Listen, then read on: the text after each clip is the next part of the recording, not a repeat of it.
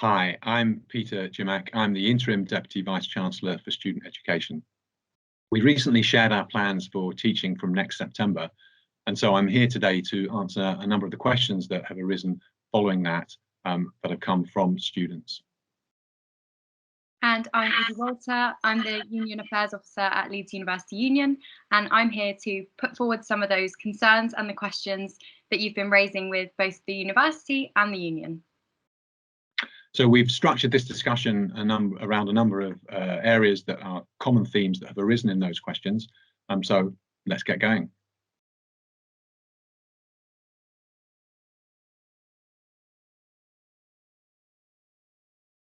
Well, we're all very hopeful, of course, that the roadmap, step 4 of the roadmap, will allow rules to be either removed or restrictions eased significantly on the 21st of June. The problem is we don't really know for sure exactly what that decision is going to be, and we won't know until at least a week before the government is making decisions based upon the data the week before. It seems to me one of two things will happen. Either they will remove all of the restrictions as they hope, or it will be necessary to slow down and keep some restrictions in place. And if we think about what restrictions they're likely to keep in place, it's really going to be those around large groups of people indoors and managing that. And within the context of the university, that really means our large lectures are the prime target for having some restrictions placed upon them. And so we think it's prudent to work on the basis that we shouldn't have very large groups of people in one closed room at a time. And we're therefore timetabling based upon the assumption of maybe 50% room occupancy and therefore avoiding very large classes like that. Of course, it's possible that the government will go ahead with step 4 on the 21st of June and remove all restrictions. But we know from the scientific modelling that is advising SAGE, the advisory group, that when that scenario is modelled, taking into account all factors like vaccinations, but also factors like the Delta variant and other variants of concern, there's actually a very strong likelihood there will be a further peak in cases of COVID, probably in the late summer or the autumn. It's hard for the predictions to be really precise about that. And so even if restrictions are removed in June, there's still actually quite a high chance that we'd have to put some restrictions back in place again by the autumn to respond to the fact that does in fact lead to a further peak. Why have you had to make the decision now, given that we don't yet know what the government guidance will be in the autumn? Well, we need to make some decisions now about what we're going to assume for the autumn. And if we're going to provide a really high quality blended experience, that takes time to prepare. It takes time for us to adjust the way that modules are delivered. Lecturers will have to think about how they can best prepare the online material and the face-to-face material, which is going to be a really important component of every programme. And so we want to give time for our academics to do that preparation and to think about putting that together in the best possible way. And so that means we need to ask them to do it now. It's also worth noting that if we are luckier than we anticipate and we are able to move to less restrictions, it's going to be easier for us to shift the timetable in that direction than if we assume now that there are no restrictions and then find at the time we have to put some restrictions in place. We won't have used the time over the summer wisely to plan for the best way of delivering the education in this blended approach. So it's easier to assume that there will be restrictions rather than assuming for no social distancing and then having to put them in place. It's partly that it's easier, but it's also partly because we believe that's the most likely scenario as well, based upon what we're seeing around the variants of concern in the UK, what we know about the modelling that's happening from the scientific advisory teams that are reporting into SAGE. So it's partly that we think the most likely scenario is there will actually still be some restrictions, but also because, yeah, as you say, it's not that it's easier, it's actually harder to model, but it takes time. And by starting that approach now of creating a timetable for next September that's based on this blended approach, we're able to do it better than if we leave it to the last minute and then suddenly have to flip to it.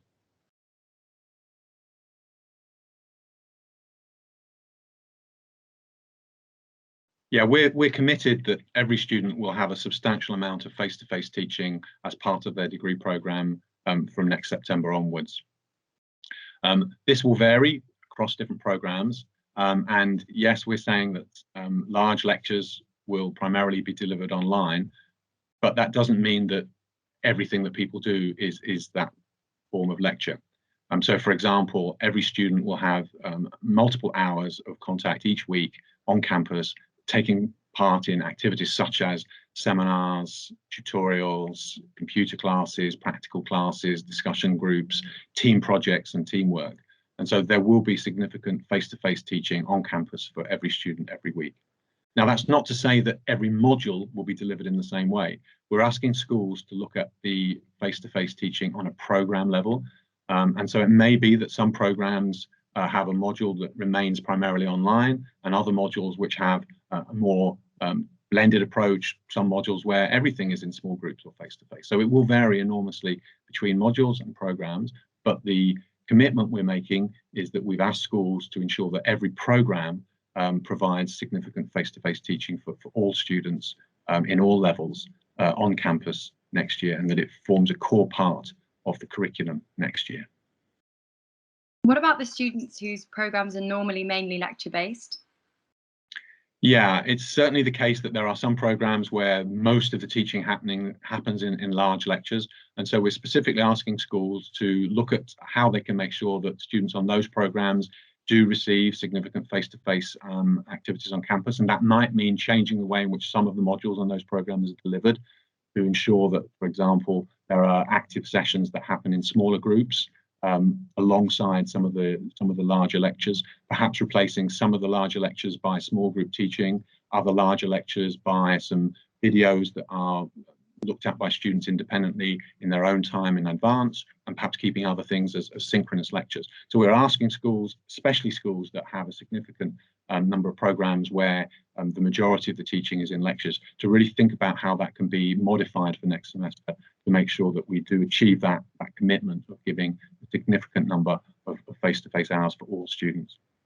I guess I do need to caveat this, of course, saying that everything I'm saying now assumes that we're not forced into another national lockdown, or for example, as in last semester, from January, we had the national lockdown. The semester before that, we had Leeds going into tier 3 halfway through the semester. And of course, outside events such as that, we have to respond to at the time. But we're planning now on the assumption that even with some social distancing in place, we will be able to ensure that all students get this significant face-to-face activity. We've had feedback from some students who feel like they perhaps haven't performed as well this year, and they're worried about still having a lot of their material delivered online next year. So how will we be supporting those students who have struggled with online teaching and assessment? Well, I think it's important to emphasise that the experience that students have had in the past academic year has been very much driven by the external events that I talked about, going into tier 3 and then the national lockdown from January. So the experience that we're planning for now for next semester is intended to be very different to that, a much more blended experience. We obviously looked to do a blended approach last year, but these external events forced us to be much more online than we'd originally planned. And for many students, that meant exclusively online. And we understand that caused a lot of sense of isolation, a lot of difficulty in motivation, and that will have affected some people's performance, or they may perceive it's affected their performance. I think look at results show on average that the performances have been as strong as we normally expect them to be. But next year, we're definitely committed to deliver something which is a truly blended approach with face-to-face elements. So that sense of isolation that some students felt hopefully won't be there. And of course, the other benefits that you get from having the face-to-face contacts, the smaller discussion groups, will help people, I think, resolve some of the questions that perhaps they felt they couldn't always ask when they were at home doing things over Teams or Zoom. Yeah, we've had that feedback from students as well, that they felt like it wasn't quite the same environment for asking questions and interacting with their teaching staff when they were working online. So how will we be making sure that we're still maintaining that relationship between students and their teaching staff? Yeah, that's really important. I guess the key for me is the fact that where those relationships happen best is in the smaller groups. So it's much easier in a seminar class or in an examples class or a computer class to have that one-to-one interaction with the lecturer or the tutor. In a very large lecture with 300 other people, you don't really get that opportunity. And so I feel reasonably confident that by saying, well, the large lectures might be online, but by moving all of these other activities, these smaller group interactive activities to be face-to-face, those opportunities will come back for students who felt they weren't able to have those interactions last year. And so I'm very confident that we'll address that issue through prioritising the face-to-face activities to be interactive and smaller group activities.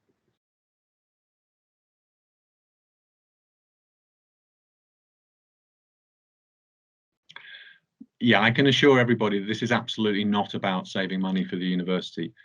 In fact, what we're trying to do is in some sense more expensive, because we're asking academics to prepare delivery of materials in different ways, put the work in to, for example, think about how some things that have previously been delivered as a lecture can be delivered in a way that's a more active approach within a smaller classrooms. We're having to perhaps repeat sessions by splitting things into smaller classrooms.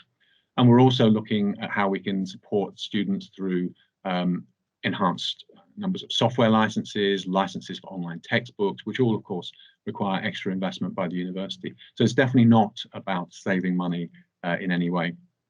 I would also say in passing, we've invested over £2 million in our student hardship fund, and that's there specifically to help students who've got additional financial needs that have arisen as a result of COVID, for example, not being able to do part-time jobs that they'd relied on, or whatever the financial need is, that the hardship fund is there, and that's a significant commitment that we will keep making as a university in order to support our students' success. Yeah, we've also been working with the university to support students in the return to campus in September. We know that there's potentially going to be 2 whole cohorts of students who are yet to have that campus experience, and hopefully, obviously, dependent on the government guidelines in the autumn, there should be a lot more opportunities for that campus activity for you, having kind of the fun of the union opening up again, as well as access to libraries and study spaces, so that you can still have those peer interactions that perhaps you've missed out on this year. So we've heard some concerns from students that not having those big lectures and those large kind of teaching events in person might mean that you don't have as many opportunities to meet people, to get to know other people on your course. But we're working with our student groups, clubs and societies, the academic societies especially, to try and replicate that and make sure you still have loads of opportunities to meet other people on your course and to rebuild that sense of community that Leeds has on campus.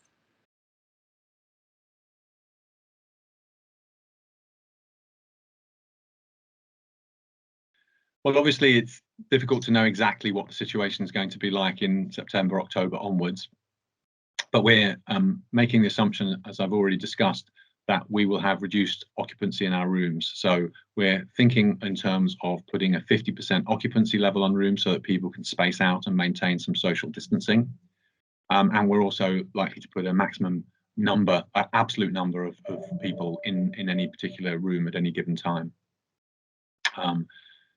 We may also keep, for example, based on advice at the time, face coverings. I think it's quite likely that the advice will be to continue wearing face coverings even into the autumn, even if it's not compulsory. We would certainly want to encourage that, and we may make it a requirement depending upon the government advice at the time.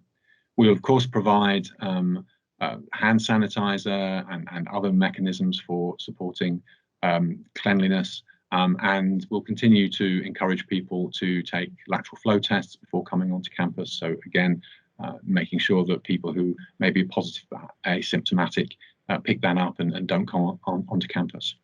And of course, part of encouraging that is to make sure that where there are face-to-face activities on campus, we'll provide recordings or other opportunities so that if you do have to self-isolate because perhaps you get a positive test, that you're still able to get on with your studies from home during that period. Yeah, I know I've certainly seen that since restrictions have eased this term, we've seen students starting to return to campus using the study spaces, for example, and it's been really positive in terms of people following the guidance that we have in place at the moment. Clear signage everywhere to help you stick to those guidelines. I know that in the union building, it's felt very safe since I've been back in the office. And I think ultimately everyone on campus is keen to work together and to keep each other safe, whatever that looks like next year. Yeah, I agree. I think we've seen really high levels of people joining in with the spirit as well as the letter of the law in terms of where we are around taking precautions and helping to keep people themselves and others COVID secure.